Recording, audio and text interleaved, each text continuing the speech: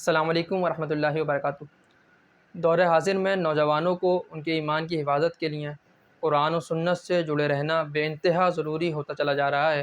کیونکہ دن بدن فتنے اٹھتے چلے جا رہے ہیں اور ایسے ایسے فتنے اس دور میں ہمارے سامنے آ رہے ہیں کہ جن کا سامنا کرنا جو ہے وہ مشکل سے مشکل ترین ہوتا چلا جا رہا ہے۔ انہی بہت سارے فتنوں میں ایک بہت بڑا فتنہ اس دور کا وہ ہے انجینئر محمد علی مرزا، جس کا یوٹیوب پر چینل موجود ہے اور سارا کا سارا جو اس کا بیسڈ ہے وہ یوٹیوب کا چینل ہی ہے۔ اس کے علاوہ کوئی اس کی درسگاہ، کوئی مدرسہ، کوئی مسجد کچھ نہیں ہے، صرف اور صرف یوٹیوب کے چینل کے ذریعے اس شخص نے جو فتنہ برپا کیا ہے اس قوم میں، صرف پاکستان میں نہیں بلکہ ہندوستان اور دیگر کئی ممالک میں اس کے سننے والے موجود ہیں اور ہزاروں لاکھوں لوگ اس کے لیکچرز کو سنتے ہیں، اس کی ویڈیوز کو سنتے ہیں، اور اب ایک بہت بڑی تعداد بن چکی ہے جو انجینئر مرزا کو درست سمجھنے لگی ہے۔ جی ہاں، اس نے باتیں کر کر کے ذہن سازی کر کے لوگوں کو عادی بنا لیا ہے اپنا، اور اب لوگ اس کی باتوں کو درست ماننے لگے ہیں، صحیح ماننے لگے ہیں۔ اس میں سب سے بڑی بات کیا ہے؟ انجینئر مرزا کی سب سے پہلی چیز جو وہ کرتا ہے، انجینئر مرزا ہر کام میں چاہے وہ کوئی بھی ٹاپک ہو، اس میں سب سے پہلی چیز یہ ہوتی ہے وہ شکوک و شبہات پیدا کر دیتا ہے، وہ ابہام پیدا کر دیتا ہے۔ یعنی کوئی بھی مسئلہ ہوتا ہے، جیسے باغ فدق کا مسئلہ ہے یا حضرت عمار بن یاسر کے قتل کا مسئلہ ہے یا کوئی بھی ایکس وائی زیڈ مسئلہ ہے، وہ اس میں شکوک و شبہات پیدا کرتا ہے۔ یعنی 1400 سال سے امت جس مسئلے پر متفق تھی، تمام کے تمام مسالک جس مسئلے پر متفق تھے، وہ اس مسئلے میں کوئی ایسی نئی بات، کوئی ایسا نیا شوچہ چھوڑ دیتا ہے کہ نوجوان پریشان ہو جاتے ہیں، اور پھر اسے کور کرنے کے لیے وہ ایسے الٹے سیدھے بھونڈے حوالے پیش کر رہا ہوتا ہے اور اتنے وثوق کے ساتھ، اتنے مضبوطی کے ساتھ پیش کر رہا ہوتا ہے کہ سامنے والا سمجھتا ہے کہ نہیں، یہ بات تو غلط ہو ہی نہیں سکتی۔ جبکہ اگر علماء کرام کے سامنے یا اہل علم کے سامنے اسے بٹھایا جائے اور ان حوالوں کا پوچھا جائے تو وہ کچھ نہیں بتا سکتا، خاک نہیں بتا سکتا۔ یہی وجہ ہے کہ وہ علماء کرام سے بھاگتا ہے، وہ اہل علم حضرات سے بھاگتا ہے، کبھی ڈیبیٹ پہ نہیں آتا۔ مگر ضرورت اس بات کی ہے کہ ہمارے لوگ اب اس وقت ہوشیار رہیں،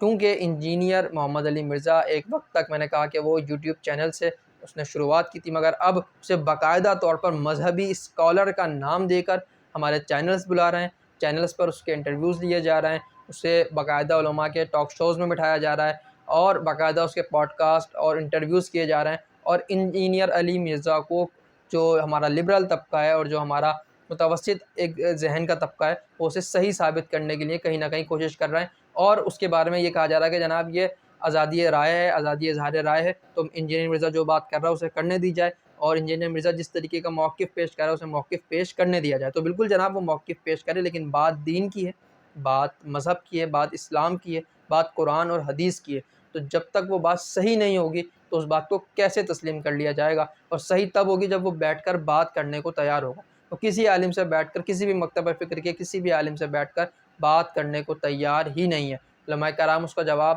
دے رہے ہیں، بہت سارے علماء کرام اس وقت، چاہے وہ اہل حدیث سے ہوں، چاہے وہ دیوبند سے ہوں، چاہے وہ اہل سنت سے ہوں، اس کا رد کر رہے ہیں۔ مفتی راشد علی رضوی صاحب بہترین طریقے سے اس کا رد کر رہے ہیں سوشل میڈیا پر۔ اگر آپ انجینئر مرزا کے اگینسٹ سننا چاہتے ہیں دلائل، اور مضبوطی کے ساتھ آپ سمجھنا چاہتے ہیں کہ انجینئر مرزا کہاں کہاں آپ کو گمراہ کر رہا ہے، کہاں کہاں بیکار ہے، تو مفتی راشد علی رضوی صاحب کو آپ یوٹیوب پر فالو کریں۔ آپ کو بہت ساری ایسی ویڈیوز ملیں گی جہاں وہ تمام چیزوں کو بہت اچھے اور احسن انداز میں کلیئر کر رہے ہیں۔ اسی طریقے سے باقی مکاتب فقہ کے علماء کرام بھی اس پر کام کر رہے ہیں، مگر کچھ لوگ سختی دے کے آ رہے ہیں، کچھ لوگ جو ہے وہ اس کے خلاف نعرے لگا رہے ہیں، کچھ لوگوں نے جو ہے وہ انجینئر مرزا کے خلاف فتویٰ دے دیا، جس سے وہ مزید مضبوط ہو گیا، کیونکہ یہ دور اب اتنا زیادہ سخت ہو چکا ہے، اور اس دور میں اگر آپ کسی کے خلاف قتل کا فتویٰ دے دیتے ہیں یا کسی کے خلاف کوئی غلط بات کر دیتے ہیں، کوئی نعرہ لگا دیتے ہیں، جیسے ہمارے یہاں بعض علماء نے محفلوں میں نعرے لگائے اس کے خلاف، تو دیکھیں نعروں سے اس کا رد نہیں ہو سکتا، کیونکہ اس نے ٹارگٹ کیا ہے آپ کی نوجوان نسل کو، اور نوجوان نسل خود تو چاہے کتنی گالیاں دے لے،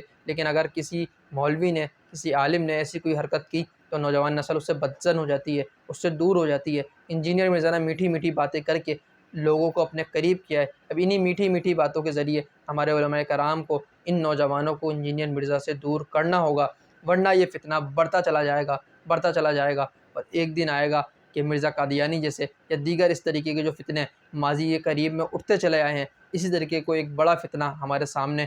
بن کر کھڑا ہو چکا ہوگا، یا میں سمجھتا ہوں کہ ہو چکا ہے۔ انجینئر مرزا ایک بہت بڑا فتنہ بن کر کھڑا ہو چکا ہے، جس کا رد اس وقت مشکل ہے لیکن ناممکن نہیں ہے۔ علماء کرام چاہیں تو بہت کچھ ہو سکتا ہے۔ اس موضوع پر سنجیدگی کے ساتھ بات کرنے کی ضرورت ہے۔ وہ تمام موضوعات جن پر آج تک صرف یہ کہہ کر بات نہیں کی گئی کہ جناب یہ مشاجرات ہیں یہ ایسے موضوعات ہیں کہ ان میں عوام کو نہیں ڈالنا چاہیے، جیسے باغ فدق کا مسئلہ ہو گیا، جنگ جمل یا جنگ صفین کا مسئلہ ہو گیا۔ اس طریقے کے مسائل کو اب علماء کرام کو کھل کر بیان کرنا ہوگا، حدیثوں سے، کتابوں سے، حوالوں سے، تاریخ سے، وہ تمام صحیح باتیں، وہ تمام صحیح عقیدہ جو ہمارے اسلاف کا، صحابہ کرام کا، تابع تابعین کا موجود ہے، وہ تمام کا تمام عقیدہ کھل کر لوگوں کو بتانا ہوگا، ایک ایک مسئلہ کھل کر سمجھانا ہوگا۔ اب جمعے کے بیانوں میں روایتی خطبے ختم کر کے ہمیں ان مسائل کو بیان کر کے سمجھانا ہوگا، اور ہمارے نوجوانوں کو بھی چاہیے کہ اب ان مسئلوں کو وہ سمجھیں تاکہ وہ بھٹکنے سے بچ جائیں، کیونکہ ہمارے لوگوں کو پتہ ہی نہیں ہے۔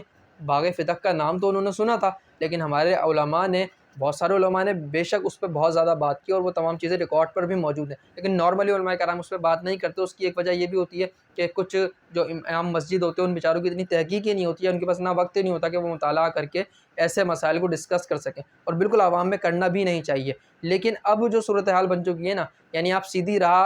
پر لوگ نہیں ہیں، لوگ راہ بھٹک چکے ہیں، لوگوں کو الٹا واقعہ، غلط کہانیاں سنا دی گئی ہیں۔ اب جب تک آپ ان کو صحیح واقعہ، صحیح کہانی، صحیح حوالہ، صحیح حدیث نہیں بتائیں گے نا، تب تک وہ راہ پر نہیں آئیں گے۔ ان کو یہ غلط کتاب دکھا کے، غلط حوالہ بتا کے گمراہ کر دیا گیا ہے۔ اب ضرورت اس امر کی ہے کہ اگر باغ فدق کے مسئلے پر، یا جنگ صفین کے مسئلے پر، یا قتل عمار بن یاسر کے مسئلے پر انہیں غلط حوالہ بتایا گیا ہے، غلط کتاب دکھائی گئی ہے، غلط مسئلہ سمجھایا گیا ہے، تو اب علماء کرام کی ذمہ داری ہے کہ وہ صحیح کتاب لائیں، صحیح حوالہ لائیں، صحیح مسئلہ بیان کریں، اور کھل کر ان تمام چیزوں کو ڈیفائن کر دیں، تاکہ عوام کے ذہن سے یہ جو مسئلے، جو مشاجرات ہیں، یہ جو ایسے مسئلے ہیں کہ جن میں اختلاف ہے علماء کرام کا، وہ تمام مسئلے بالکل کلیئر ہو جائیں، اور وہ انجینئر مرزا کی طرف جانے کے بجائے علماء حق، اور جو علماء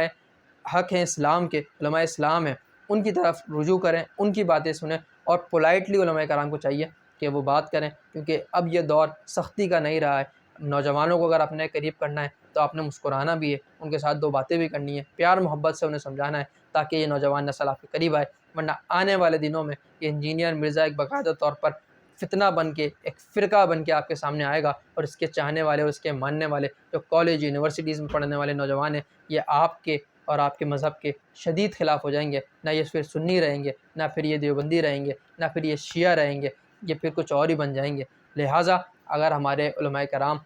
اس سلسلے میں ایک باقاعدہ مہم کا آغاز کریں، اور انجینئر مرزا کے خلاف تمام علماء کرام مل کر ایک تحریک چلائیں، اور صرف تحریک ہی نہ چلائیں بلکہ عقائد کے معاملے میں یا معاملات کے معاملے میں جہاں جہاں وہ غلطی کر رہا ہے ان تمام چیزوں کو کلیئر کریں، سوشل میڈیا پر ان چیزوں کو اپلوڈ کریں، اور زیادہ سے زیادہ اپنی مساجد میں، اپنے مدارس میں ان چیزوں کو ڈسکس کریں، تاکہ عوام کے ذہن سے ان تمام جو خرافات ہیں ان کا خاتمہ ہو، اور کوشش کریں کہ تمام کے تمام لوگ راہ راست پر آ جائیں۔ انجینئر مرزا کے فتنے سے بچنے کے لیے ہم تمام کو بھی کوشش کرنی چاہیے کہ ایسی کسی ویڈیو کو بھی ہم سوشل میڈیا پر اس وقت تک نہ سنیں جب تک ہم اس بولنے والوں کو جانتے نہ ہوں کہ یہ بات صحیح کرتا ہے یا نہیں کرتا۔ ہم نے کوئی بھی بات لکھی ہے یوٹیوب پر تو سینکڑوں لوگ آ جاتے ہیں، اور اس میں کچھ صحیح ہوتے ہیں اور کچھ غلط ہوتے ہیں۔ جب تک آپ یہ جان نہ لیں کہ سامنے بات کرنے والا کون شخص ہے، تو تب تک اس ویڈیو کو نہ اوپن کریں، نہ سنیں، کیونکہ ہو سکتا ہے کہ وہ غلط گائیڈ کر دے، آپ کا ذہن متنفر ہو جائے، اور پھر بعد میں آپ اس کی تحقیق نہ کر سکیں، اور زندگی بھر آپ اسی غلط فہمی میں مبتلا رہیں۔ تو کوشش کریں کہ جب بھی یوٹیوب پر یا فیس بک پر کچھ سنیں تو مستند اور قابل لوگوں سے، اور ایسے لوگوں سے سنیں جو صحیح بات اور صحیح عقیدہ فراہم کر رہے ہیں، کیونکہ دین، ایمان، یہ ہمارا سب سے قیمتی اثاثہ ہے۔ اگر ایمان ضائع ہو گیا، اسلام ضائع ہو گیا، تو یقین کریں کچھ بھی باقی نہیں رہے گا۔ اللہ تعالیٰ میرے اور آپ کے ایمان کی حفاظت فرمائے۔ السلام علیکم ورحمۃ اللہ وبرکاتہ۔